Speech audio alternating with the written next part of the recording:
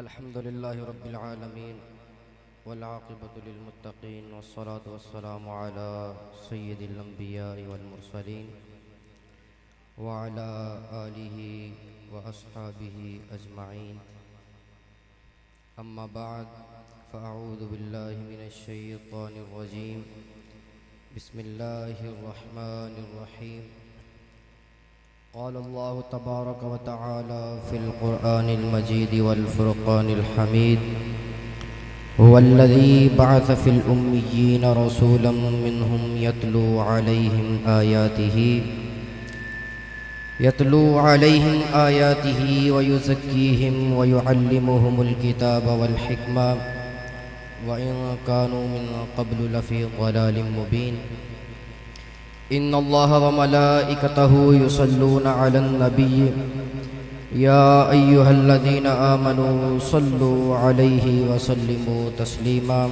تمامی احباب ہدیہ درود شریف پیش کرو. الصلاۃ والسلام علیک یا سیدی یا رسول اللہ وعلى آلك وصحابك يا سيدي يا حبيب الله.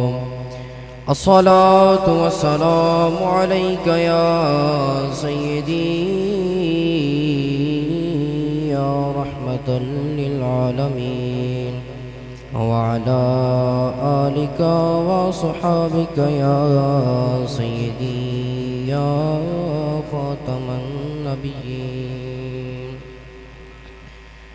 حمد و صلاۃ کے بعد نہایت محتشم حاضرین و سامعین سب کو السلام علیکم ورحمۃ اللہ وبرکاتہ. اپنی گفتگو کو شروع کرنے سے پہلے ایک چھوٹی سی التماس کرنا چاہوں گا. مجھ سے پہلے ماشاءاللہ بڑے بڑے بہترین خطابات سنے آپ نے. علماء نے آپ کا لہو گرمانے کی بڑی کوشش کی، لیکن آپ نے بھی بڑی سردموری کا مظاہرہ کیا. ہم سٹیج پہ بیٹھنے والے جو تھے ہمارے لہو گرم ہو گئے، آپ کا نہیں ہوا.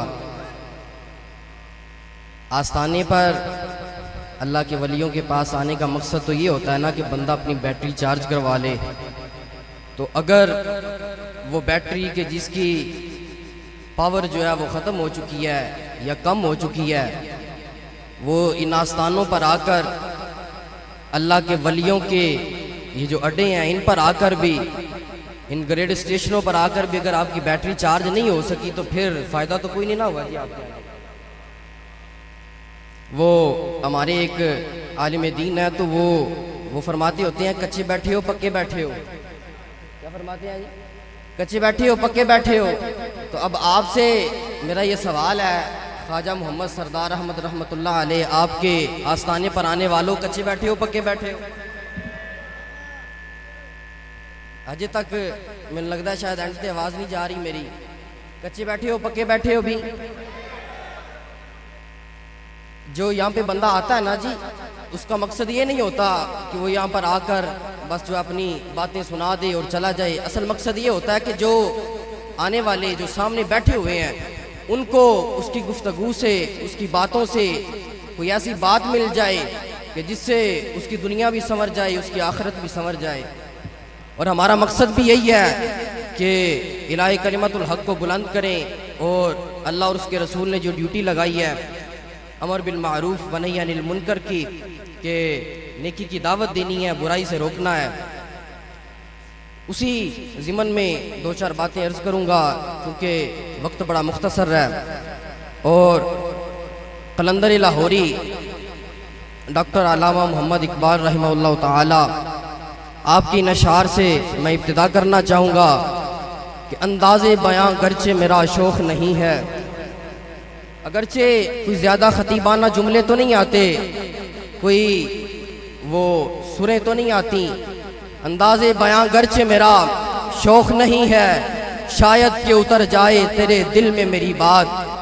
علامہ اقبال فرماتے ہیں کہ اللہ کرے کہ یا تیرے دل میں میری بات اتر جائے، اگرچہ میرا جو انداز ہے وہ کوئی اتنا خطیبانہ، کوئی اتنا جو ہے نا وہ دل کو بھانے والا تو نہیں ہے، لیکن اقبال فرماتے ہیں کہ مجھے جو سمجھ آئی ہے نا دین کی، وہ یہ آئی ہے کہ جب بندہ دین کے رستے پر چلے نا، دین کی تبلیغ کرنے کے لیے نکلے، دین کا پیغام لے کر نکلے، تو پھر اسے یہ نہیں دیکھنا چاہیے کہ لوگ اس کے بارے میں کیا کہہ رہے ہیں۔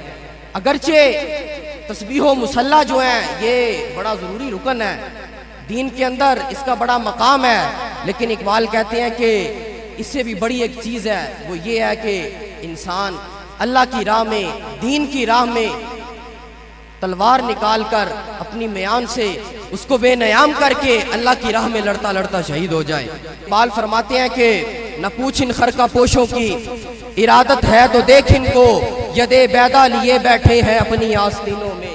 اقبال کہتے ہیں کہ تجھے اللہ کے ولیوں کا مقام ایسے سمجھ میں نہیں آئے گا، تیری عقل اس کو سمجھے گی نہیں۔ اگر تو اس کو سمجھنا چاہتا ہے تو پھر آ کر ان کی صحبت اختیار کر، تجھے خود ہی سمجھ آ جائے گی کہ اللہ نے ان کو کیا مقام عطا فرمایا۔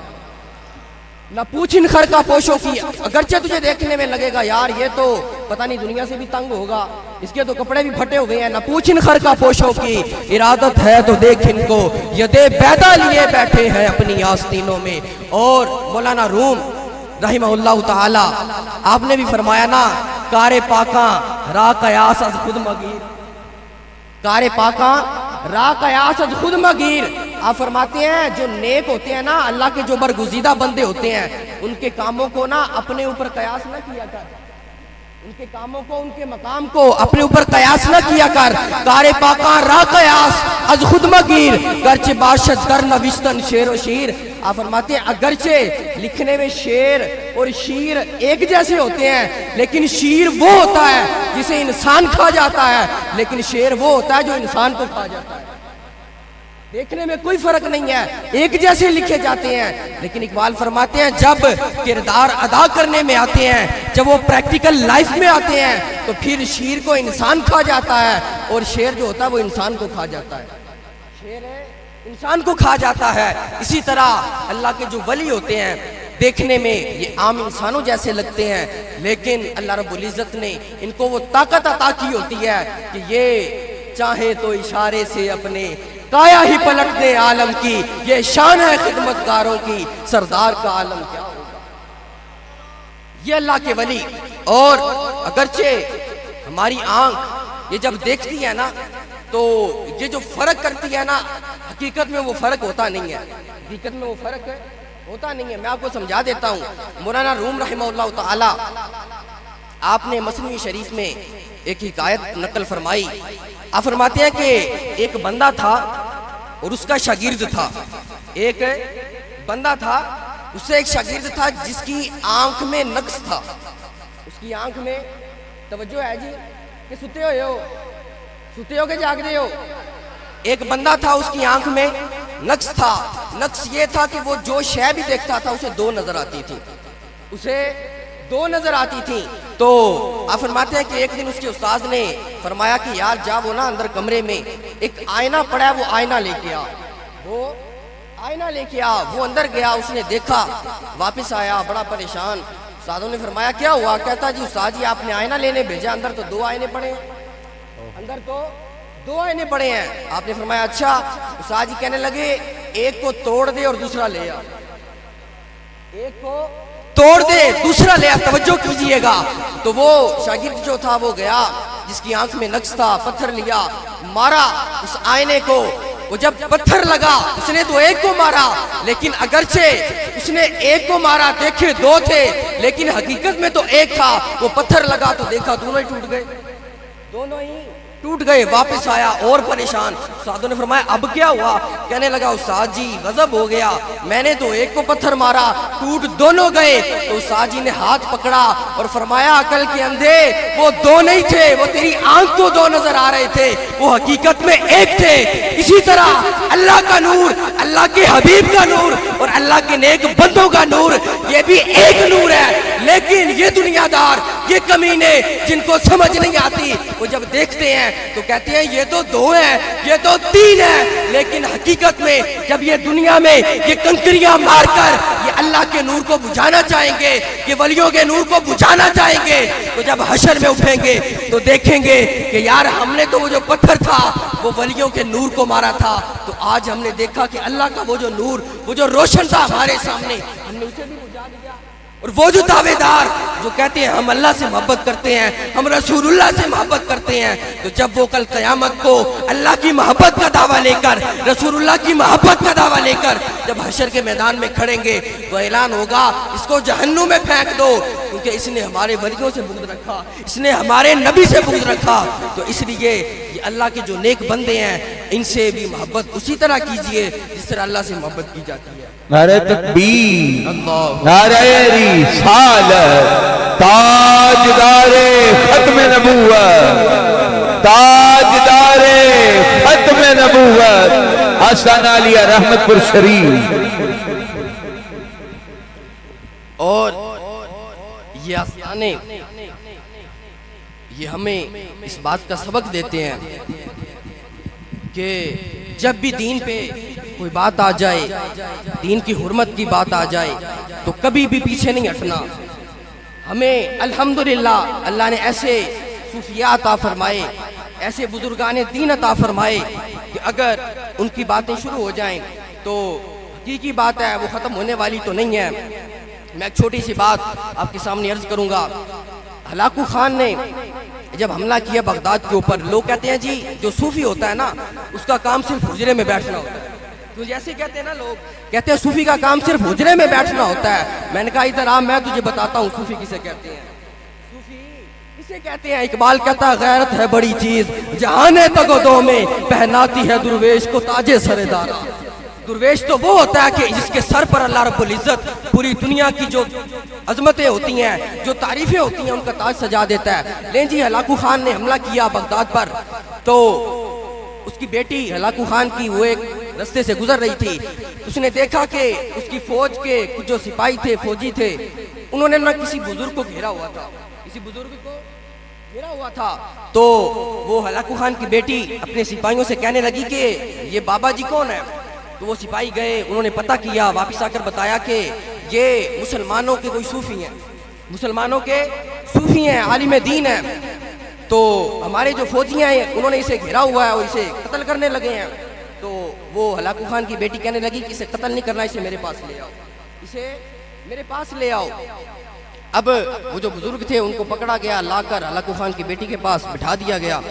تو جب وہ بزرگ آئے نا تو وہ ہلاکو خان کی بیٹی کہنے لگی کہ کیا پریشانی ہے تمہیں، تم یہاں پر کیوں کھڑے ہوئے ہو؟ تو آپ نے فرمایا ہمیں تو کوئی پریشانی نہیں ہے، ہم تو یہی کہتے ہیں لطف سجن دم بدم کارے سجن گاہ گاہ اونجوی سجن واہ واہ تے انجوی سجن واہ واہ۔ اگرچہ اس دین کی خاطر ہم نے بڑی بڑی اس کے نام پر بریانیاں بھی کھائی، حلوے بھی کھائے، بڑے بڑے جو ہے نا وہ کھانے کھائے، تو آج اگر مشکل وقت آن پڑا ہے اس میں پریشانی والی تو کوئی بات نہیں ہے۔ تو وہ ہلاکو خان کی جو بیٹی تھی وہ کہنے لگی کہ میں ایک سوال کروں تم سے، میں ایک سوال کروں تم سے۔ تو اب اگر آج کا کوئی 14ویں صدی کا کوئی ملا ہوتا، 14ویں صدی کا کوئی جو خود کو عالم کہلواتا ہے، تو ہو سکتا ہے وہ وہیں پہ کہتا جی نا جی جیسے آپ کہہ رہے ہیں ویسے ہی ٹھیک ہے، میں نے کیا جواب دینا ہے، سوال بھی آپ کے جواب بھی آپ کے۔ لیکن قربان جاؤں یہ اس دور کا عالم دین نہیں تھا، ملا نہیں تھا۔ تو جب اس عورت نے اس نے کہا میں سوال کرنا چاہتی ہوں، آپ نے فرمایا ہاں، تو وہ کہنے لگی کہ بتاؤ کہ تم عزت والے ہو یا ہم عزت والے ہیں، عزت والے ہو یا ہم عزت والے ہیں؟ تو آپ نے فرمایا کہ ہم عزت والے ہیں، جو حضور کے دین سے وابستہ ہو گئے، دین محمدی سے وابستہ ہو گئے، یقیناً عزت والے وہی ہیں۔ تو وہ عورت کہنے لگی کہ تمہارا قرآن کہتا ہے، تمہارا قرآن کہتا ہے قل اللہم مالک الملک تؤتی الملک من تشاء وتنزع الملک ممن تشاء وتعز من تشاء وتذل من تشاء۔ وہ کہنے لگی کہ تمہارا قرآن کہتا ہے، تمہارا رب کہتا ہے کہ ہم جسے چاہتے ہیں اسے اقتدار دے دیتے ہیں، جسے چاہتے ہیں اسے عزت دے دیتے ہیں، جسے چاہتے ہیں اسے ذلیل و رسوا کر دیتے ہیں۔ تو پھر تمہارے رب نے تو ہمیں عزت دی ہے، تمہارے رب نے تو اقتدار دے دیا ہمیں، ہمارے ہاتھوں میں حکومت کی باغ ڈور دے دی، تو پھر عزت والے ہم ہوئے یا تم ہوئے؟ جواب تو اس بات کا تو وہ جو عالم دین تھے، وہ جو صوفی تھے، وہ کہنے لگے کہ سوال تو تم نے بہت بڑا کیا ہے، لیکن میں بھی کوئی چھوٹا بندہ تو نہیں ہوں، میں بھی جواب دوں گا۔ تو وہ عالم دین کہنے لگے کہ ایک بندے کے پاس بکریاں ہوں، ایک بندے کے پاس بکریاں ہوں، بکریوں کا ریوڑ ہو، اور ساتھ میں اس نے ایک کتا رکھا ہو، ساتھ میں اس نے ایک کتا رکھا ہو، تو اب تم ہی بتا دو ان بکریوں کی قیمت مالک کی نظر میں زیادہ ہوتی ہے یا کتے کی زیادہ ہوتی ہے؟ وہ عورت کہنے لگی کہ ظاہری سی بات ہے، ان بکریوں کے صدقے تو اس کتے کو رکھا ہے، ان بکریوں کے صدقے تو اس کتے کو رکھا ہے، تو اصل جو قیمت ہے، اصل جو عزت ہے، وہ تو اس بکریوں کی ہے، بکریوں کے ریوڑ کی ہے۔ تو وہ عالم دین وہ کہنے لگے کہ یہ بتا دو پھر اسی کتے کا کام کیا ہوتا ہے، اس کتے کا کام کیا ہوتا ہے؟ تو وہ عورت کہنے لگی، ہلاکو خان کی بیٹی، وہ کہتی ہے کہ اس کتے کا کام یہ ہوتا ہے کہ اس ریوڑ کی حفاظت کرے، اس ریوڑ کی حفاظت کرے، اور آپ نے فرمایا اگر اس ریوڑ سے کوئی بکری الگ ہو جائے، جدا ہو جائے، تو پھر کتے کی کیا ڈیوٹی ہے؟ کتے کی کیا ڈیوٹی ہے؟ تو وہ عورت کہنے لگی کہ کتے کی ڈیوٹی ہے کہ وہ اس بکری کا پیچھا کرے، اس کا جو ہے نا وہ تعاقب کرے، اور اس وقت تک اس کا پیچھا نہ چھوڑے جب تک وہ بکری اپنے ریوڑ میں واپس نہ آ جائے، جب تک وہ بکری اپنے ریوڑ میں واپس نہ آ جائے۔ تو وہ جو صوفی تھے وہ کہنے لگے معاملہ تو تو نے خود حل کر دیا، یہ مسئلہ تو نے خود حل کر دیا، بس پھر سمجھ جا کہ ہم جو ہیں امت محمدیہ جو ہے یہ حضور کی بکریوں کے ریوڑ ہیں اور تم وہ کتے ہو، اور آج ہماری یہ جو حالت ہے یہ دین محمدی سے جدا ہونے کا نتیجہ ہے، اور تب تک تم ہمیں ذلیل و رسوا کرتے رہو گے، ہمیں کاٹتے رہو گے، ہم پر بھونکتے رہو گے جب تک ہم دین محمدی میں واپس نہیں آ جاتے، جب تک ہم دین محمدی میں واپس نہیں آ جاتے۔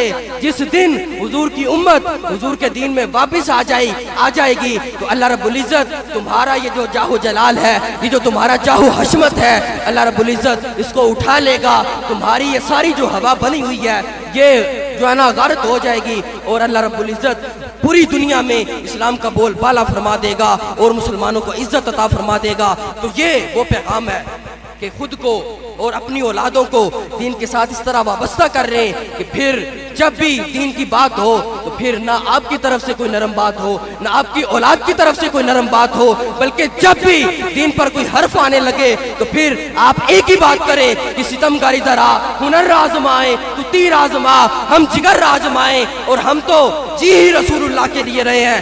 وہ کوثر نیازی نے کہا نا بہت سادہ سا ہے اصول دوستی کوثر اپنا، جو ان سے بے تعلق ہو ہمارا ہو نہیں سکتا۔ تو یہ دین محمدی کی طرف آنے کے لیے، اس کو سمجھنے کے لیے ضروری ہے کہ کوئی ایسا نفس ہو، کوئی ایسی ذات ہو کہ جس کے پاس جا کر جس سے ہم رسول اللہ کے دین کا علم لیں، علم حاصل کریں۔ تو اس کے دونوں ذرائع جو ہیں وہ ابھی بھی اس دنیا میں موجود ہیں۔ کوئی ظاہری علم لینا چاہتا ہے، کوئی باطنی علم لینا چاہتا ہے، تو اللہ رب العزت نے یہ خاص کرم فرمایا ہے کہ آج بھی اس دنیا پر ایسی خانقاہیں بھی موجود ہیں کہ جو تزکیہ نفس کرتی ہیں، جو انسان کے اندر کو صاف کرتی ہیں، انسان کے سینے کو روشن کرتی ہیں، اور ایسے مدارس بھی موجود ہیں، ایسے جو ہے نا وہ ایسے مدرسے وہ وجود میں ہیں کہ جن میں جا کر انسان اللہ اور اس کے رسول کے دین کو پڑھ سکتا ہے، اس کو سمجھ سکتا ہے اور اس پر عمل بھی کر سکتا ہے۔ لیکن اس کے لیے ایک شرط ہے، اس کے لیے ایک شرط ہے، وہ شرط یہ ہے کہ وہ جو ذات ہونا جس سے آپ نے علم لینا ہے وہ پھر اپنا اس کا ظاہر بھی اور اس کا باطن بھی اس طرح پاک ہونا چاہیے کہ جس طرح حضور نے فرمایا کہ اللہ والوں کو دیکھ کر اللہ کی یاد آ جائے، اللہ والوں کو دیکھ کر اللہ کی یاد آ جائے۔ کیونکہ یہ جو کام ہے نا تبلیغ کا، یہ ایسا کام ہے کہ پھر اس میں وہ جو بندہ ہے اس کا باطن بالکل منور و معطر ہونا چاہیے، اور اس کو کتاب کا علم بھی آنا چاہیے، اس کو حکمت کا علم بھی آنا چاہیے، اور اس کے دل میں اور اس کی نظروں میں اس دنیا کی کوئی قیمت نہ ہو، بلکہ اس کے دل میں صرف حضور کی محبت ہو، اللہ کی محبت ہو، دین کی محبت ہو۔ کیونکہ شاعر کہتا ہے کہ کوئی تصور ہی نہ ابھرا تیری تصویر کے بعد، اور ذہن خالی ہی رہا کاسہ سائل کی طرح۔ دعا اللہ تبارک و تعالی ہمیں بھی دین کی سمجھ عطا فرمائے، اور دین کی سمجھ کے بعد اللہ رب العزت ہمارے دل کو، ہمارے ذہن کو اس طرح مالا مال فرما دے کہ اس کے بعد بالکل اسی طرح کہ ہمارے ذہن میں بھی اور کوئی تصور نہ آئے، بلکہ جب بھی ہم آنکھیں بند کریں، جب بھی تصور کرنا چاہیں تو ہماری آنکھوں کے سامنے، ہمارے ذہن کے سامنے صرف گنبد خضرا کا جو ہے نا وہ تصور آئے۔ دعا اللہ تبارک و تعالی توفیق عمل عطا فرمائے۔ وما علیہ الا البلاغ۔